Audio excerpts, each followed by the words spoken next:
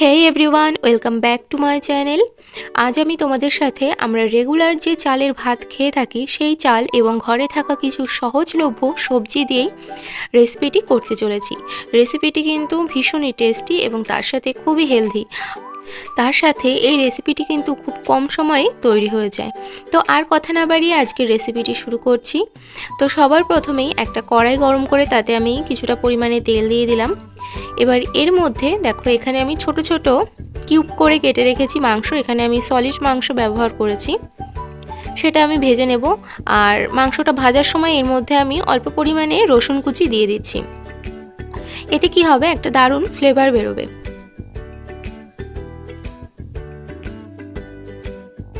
মাংসটা খুব ভালো করে ভেজে নিয়েছি। এবার এর মধ্যে আমি দিয়ে দিচ্ছি একটা পেঁয়াজ কুচি, তার সাথে দিয়ে দিয়েছি দু একটা কাঁচা লঙ্কা কুচি। আবারও সব কিছু একটু হালকা করে ভেজে নিচ্ছি। এবার এর মধ্যে দিয়ে দিচ্ছি বিনস কুচি। বিনসটা দেখো আমি খুব ছোট বা খুব বড় করে কাটিনি, মাঝারি করে কেটেছি। এটা আমি এর মধ্যে দিয়ে দিচ্ছি। তার সাথে দিয়ে দিচ্ছি গাজর। এখানে দেখো গাজরগুলো এভাবে কেটে নিয়েছি। তার সাথে নিয়েছি ক্যাপসিকাম, তার সাথে নিয়েছি ফুলকপি, আর তার সাথে নিয়েছি বাঁধাকপি। সব সবজি আমি ঠিক এভাবে কেটে নিয়েছি। খুব ছোট বা খুব বড় করে আমি কাটিনি, তবে তোমরা চাইলে আরও তোমাদের পছন্দ মতো কোনো সবজি এখানে অ্যাড করতেই পারো। এবার সমস্ত সবজি আমি দিয়ে দিচ্ছি এক এক করে।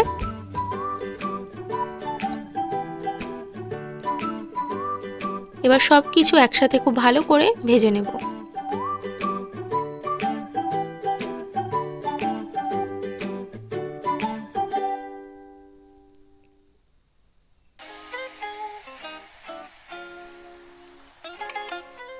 দিয়ে দিয়েছি পরিমাণ মতো লবণ।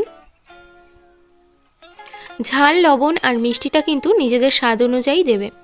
দিয়ে দিয়েছি 1 চামচ মতো জিরে গুঁড়ো, আর তার সাথে দিয়ে দিয়েছি পরিমাণ মতো হলুদ। আমি অল্প পরিমাণে কাশ্মীরি লাল মির্চিও এখানে ব্যবহার করেছি, আর তার সাথে দিয়ে দিচ্ছি 2 চামচ মতো গোলমরিচ গুঁড়ো। এবার দিয়ে দিচ্ছি চিনি। এখানে আমি 3 চামচ মতো চিনি ব্যবহার করেছি, তবে আবারও বলছি ঝাল, লবণ, মিষ্টিটা নিজেদের স্বাদ অনুযায়ী দেবে। এবার সব কিছু একসাথে খুব ভালো করে মিশিয়ে ভালো করে ভেজে নিচ্ছি। এবার এর মধ্যে আমি দিয়ে দিলাম 2টো মিডিয়াম সাইজের টমেটো। এগুলো মোটামুটি ভেজে নিয়েছি। এবার এর মধ্যে দিয়ে দিচ্ছি বেটে রাখা মশলা। এর মধ্যে আছে আদা, রসুন, কাঁচা লঙ্কা এবং পেঁয়াজ বাটা। এখানে আমি মোটামুটি 4 চামচ মতো মশলা দিয়ে দিলাম। এবার মশলার সাথে সবজিটা খুব ভালো করে মিশিয়ে কষিয়ে নিচ্ছি। এখানে আমি মশলার পাত্রটা ধুয়ে অল্প পরিমাণে জল দিয়ে দিচ্ছি, যাতে মশলাটা পুড়ে না যায় আর সবজিগুলো খুব ভালোভাবে সেদ্ধ হয়ে যায়। তো এটা কিন্তু খুব ভালোভাবে কষে গেছে আর সবজিগুলো একদম পারফেক্ট সিদ্ধ হয়ে গেছে। এবার এর মধ্যে আমি দিয়ে দিচ্ছি ভাত।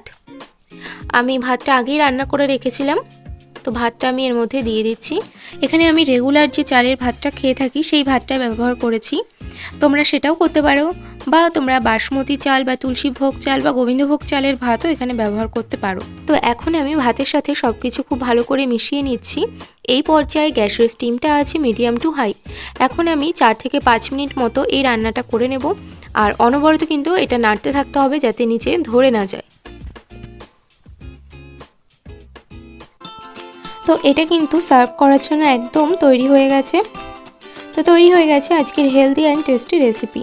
বাচ্চারা তো শাকসবজি খেতে একদমই চায় না, তাই তাদের খাবারটা যদি এইভাবে রান্না করে দেওয়া যায় তাহলে কিন্তু তারা বেশ তৃপ্তি সহকারে খাবারটা খাবে।